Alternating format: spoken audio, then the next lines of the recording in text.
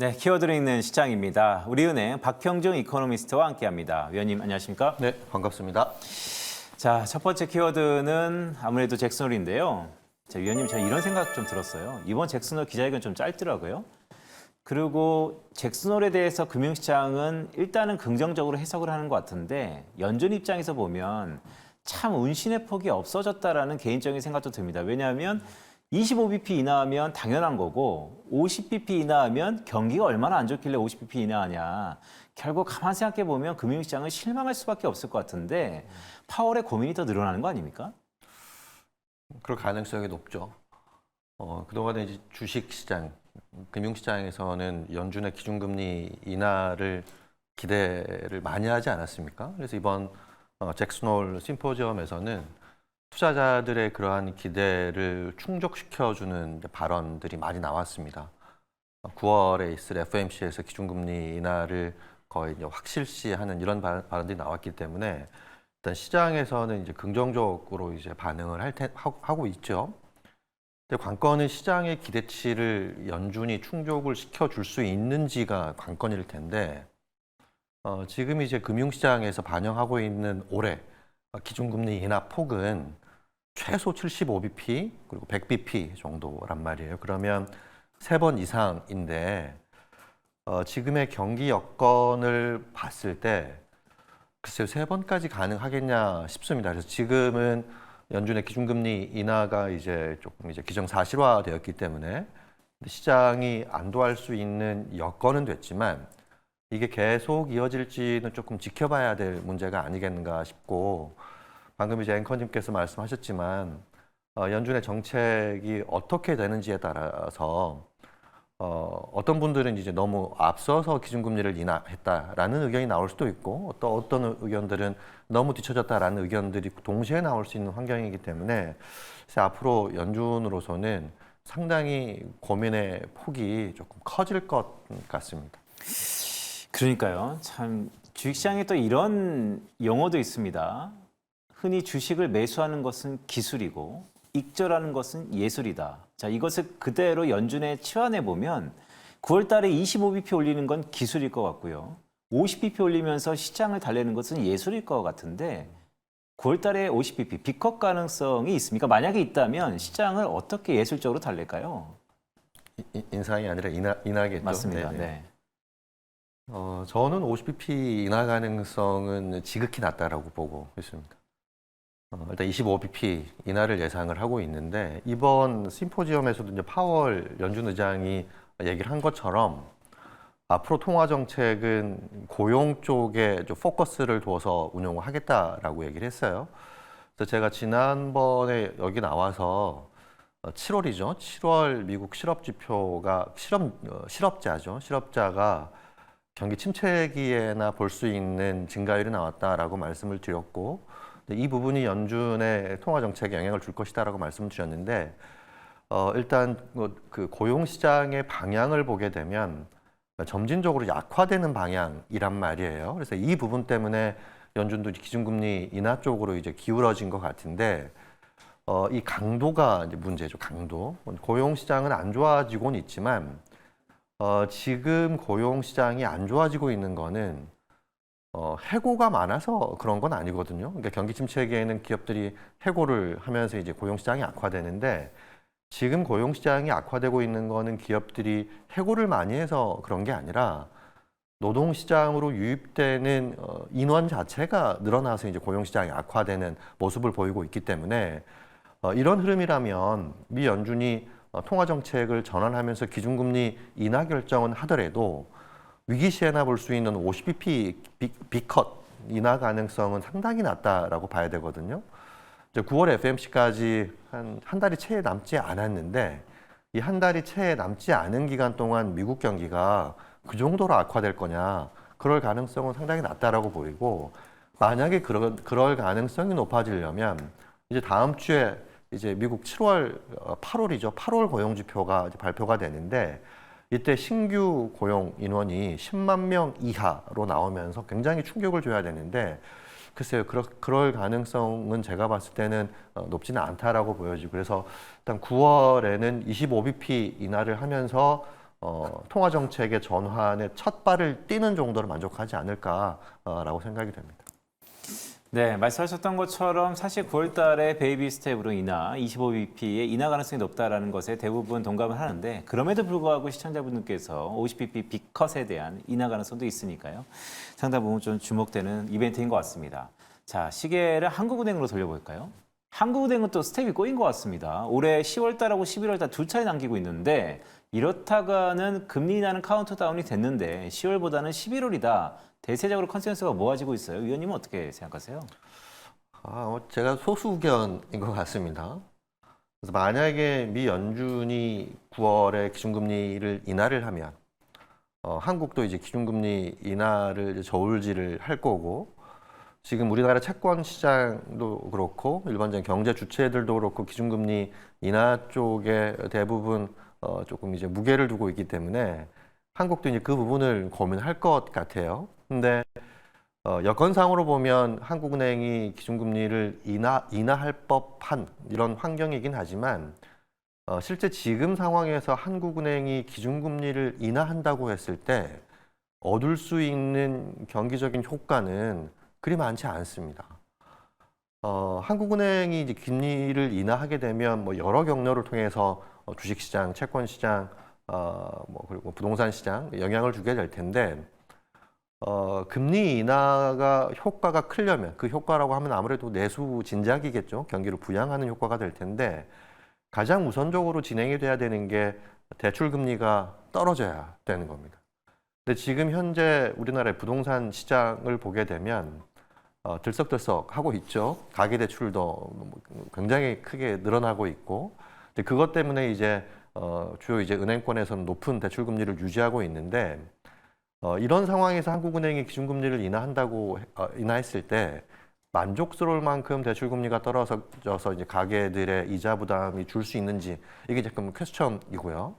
이미 채권 시장에서는 2번 정도의 기준금리 인하를 반영을 하고 있고 외환시장 역시 이제 반영을 이미 하고 있는 상황이기 때문에 모르겠습니다. 이게 한국은행의 기준금리 인하가 자칫 효과 없는 인하가 될 수 있을 여지가 상당히 커 보이고 지금은 이제 미국 대선에서 해리스 후보가 약진을 하고 있기 때문에 미 대선에 대한 우려가 조금 덜한 상황인데 제가 한번 조사를 한번 해봤습니다. 레이건 행정부 80년대죠. 레이건 이후에 미국에서 대선이 총 9번이 있었습니다. 총 9번이 있었는데 이 중에서 공화당이 지지율로 이긴 선거는 2번밖에 없습니다. 7번이 이제 민주당 후보가 지지율이 높았는데 대통령은 공화당 후보가 4번이 됐고 민주당은 5번이 됐습니다.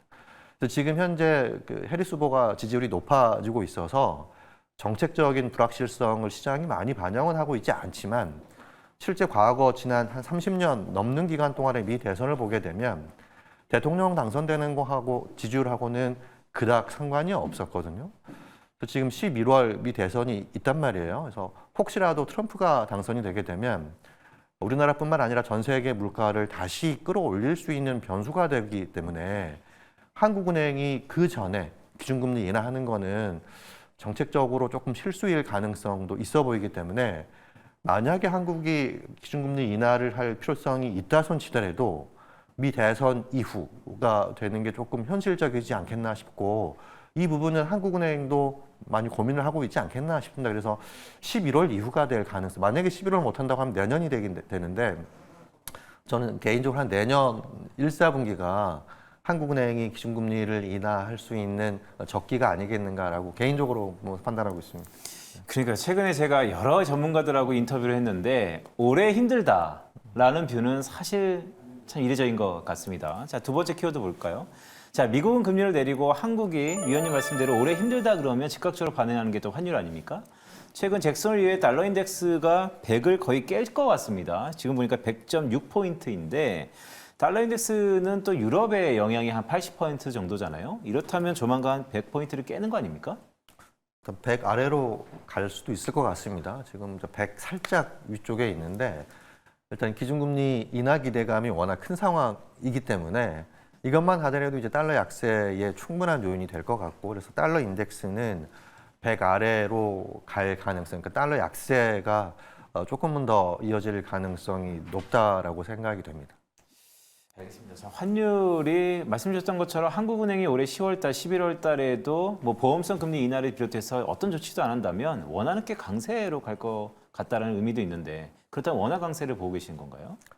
그렇습니다. 지금 한 2, 3주 사이에 원달러 환율이 한 70원 가까이 하락을 했습니다. 그래서 1,380원대 하던 환율이 지금 1,320원, 제가 올 때 한 20원 정도 했었는데 한 70원 가까이 하락을 했는데 너무 과도한 반응 아닌가라고 생각이 되고 지금 우리나라 원달러 환율 하락에 영향을 미치고 있는 변수 중에 하나가 물론 미국의 기준금리 인하 가능성도 있긴 하겠지만 최근에 중국의 위안화 정책이 바뀌는 모습이 조금 나타나고 있습니다. 연초부터 지금 중국 시장에서는 그 외국인 자금들이 주식 시장과 외국인 투자, 그러니까 직접 투자죠. 이 자금들이 빠르게 이탈을 하고 있는데 이 이탈을 조금 막아보려는 중국 당국의 의도가 조금 들어가 있는 게 아닌가라고 생각이 되고 아주 강하지는 않지만 위안화 약세가 멈추고 약간 소폭의 강세를 보이고 있는데 이 부분이 우리나라 원달러 환율의 급락에 상당한 영향을 미치는 것 같고요. 중국의 외환 정책은 우리나라 원화에 많은 영향을 미치는데 과거 한 5년 이상 사례를 보게 되면 미국을 비롯한 서방권이 중국의 그 대외 무역 정책 압박을 하게 되면 중국은 반드시 위안화 약세 정책으로 대응을 했거든요. 그래서 지금 위안화가 조금 강세를 보이면서 외환 시장이 안정을 보이고 있고 이게 원달러 환율 하락을 이끌고 있는데 올해 11월에 있을 미 대선에서 누가 당선이 되든 대중국에 대한 무역 압박은 이어질 것이기 때문에 앞으로 위안화는 이런 것들을 봤을 때 강세로 가기는 어렵다. 중국 경기를 봐도 그렇고요. 그리고 미국의 정책의 대응 수단으로 중국은 위안화 약세 정책을 펼 가능성이 높기 때문에 지금 원달러 환율 하락이 장기 지속 가능하지는 않다라고 보고 있고요. 단기적으로는 원달러 환율 9월 FOMC 전까지는 달러의 약세가 좀 이어질 것 같고 수급적으로도 원달러 환율 하락 압력이 클 것이기 때문에 한 1,300원까지는 하락할 여지를 좀 열어놔야 된다고 보고 있습니다. 근데 중장기적으로 올해 연말 내년까지 놓고 보면 원달러 환율은 지금보다 더 높은 수준에서 조금 등락을 보이지 않을까라고 생각을 하고 있습니다. 알겠습니다. 좀 원화가 또 위안화의 불확실한 얘기가 계속 있으니까요. 위안화의 향방을 보더라도 원화가 지금은 강세가 이어질 수 있을지언정 지속성에는 약간의 의문이 있다는 말씀을 주셨습니다. 자, 시간이 많이 지났기 때문에 마지막 질문 좀 드리겠습니다. 이번 주에 우리 주식시장에서의 가장 큰 이벤트는 또 엔비디아입니다. 계속 실적의 가이던스가 높아지고 있습니다. 이렇다면 또 기대에 충족 못할 가능성도 높아지는 우려감도 있는데 개인적으로 어떻게 보세요? 실적 잘 나올 것 같습니다. 실적은 잘 나올 것 같은데 말씀하셨던 것처럼 시장의 기대치에 하는지는 약간 의심이 좀 스럽습니다. 제가 관심 있게 보는 지표가 매출 총이익률, 아마 투자자분들도 많이 관심을 가지고 있으실 텐데 지난 1사분기 때 78.9%였었어요. 이게 지난 2년 동안 계속 올라왔습니다. 계속 올라왔는데 이번 2사분기 때 이 매출 총이익률 GPM이라고 하는데 지금 시장 컨센서스가 75.5%예요. 여전히 높습니다. 여전히 높긴 하지만 2년 만에 처음으로 떨어지는 겁니다. 만약에 시장 컨센서스대로 나오게 되면 차익 매물이 많이 조금 나올 가능성이 꽤 크다라고 생각이 되고요. 시장 컨센과 다르게 여전히 지난 분기보다 더 높은 수준으로 나오게 되면 다시 AI가 주도하는 주가 상승세가 나올 가능성이 좀 있다고 보여지는데 일단은 지난 1사분기를 기점으로 AI를 비롯한 빅테크 기업들의 수익성이 조금씩 둔화되고 있는 모습이기 때문에 앞으로 이제 3분기, 4분기의 주가 흐름은 지난 1분기, 2, 4분기처럼 굉장한 상승세를 보일 가능성은 좀 낮다라고 판단을 하고 있습니다. 알겠습니다. 자, 엔비디아 실적 발표 중에서 뭐 매출뿐만 아니고 매출 총 이익률이라든지 수익성에 대해서 그 세부 지표가 매우 좀 중요할 것 같군요. 자, 오늘 우리은행 박형준 이코노미스트와 함께했습니다. 위원님, 고맙습니다. 네, 감사합니다.